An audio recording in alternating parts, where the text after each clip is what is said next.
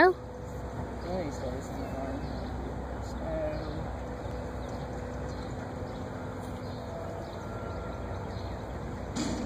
You want to show up on YouTube? Do I? Sure. Okay. So what the cameras are helpful for is to get a record of how the painting progresses. Okay, so every few minutes, just grab the camera and take a quick shot. So now, I'm really not paying attention to even color here at all, although I am going for blue, basically. So you're basically doing just these little bushes and leaving that big old tree out. I'm leaving this big tree out and I'm going for the meadow and past the meadow, the tree line. Do you see that? No. Okay, you see this tree right here, that little yellow-green tree with the windmill in it? Yeah, okay. No, you didn't. But I'm not doing the windmill. And all that tree line in the meadow, and this is that far light value that's way in the back. Do you see that? Okay. Do you see it? You don't see that far light value way back there? The one that's down on the ground, sort of. Yes, on the ground. The ground, okay. And where is that one in your tree? Right there. Okay. Do you see that now? I was looking at a bush, but you were looking at the ground. Okay. Farthest point, right here, farthest where that man is right now. That dark and that light. Okay, very good. You see that dark and the light? Okay. You see that? Keep going. Yeah. I know exactly what you're painting. Okay. That's wonderful. Wow. Okay. One of these days I'm going to know. All right, I see it exactly. So there is just general block-in color. Okay.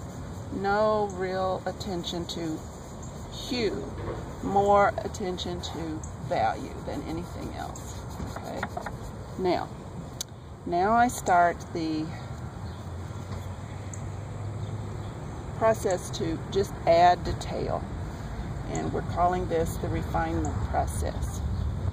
And if you are astute, you can add refinement just a little at a time. You don't even really have to be astute. You just have to be pretty smart.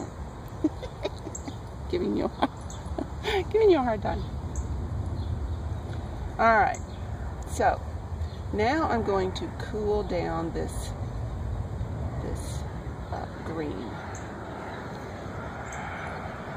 So I'm adding a cool yellow and the cool blue, but I want it to stay dark. Okay, I don't want any light value in it. I want the dark value.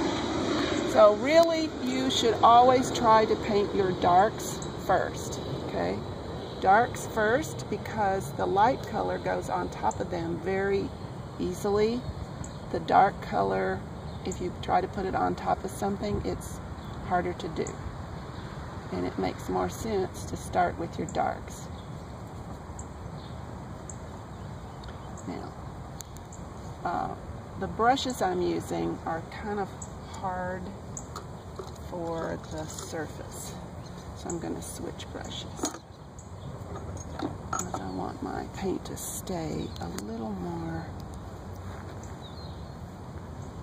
there. See, the softer brush, the paint stays on without scratching, scumbling too much.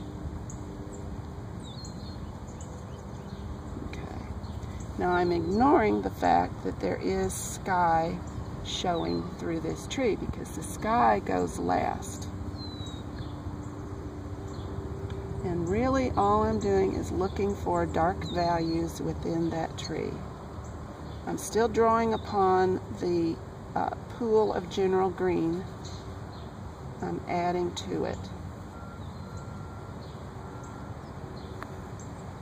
Keeping it dark, but making it a little more cool in temperature.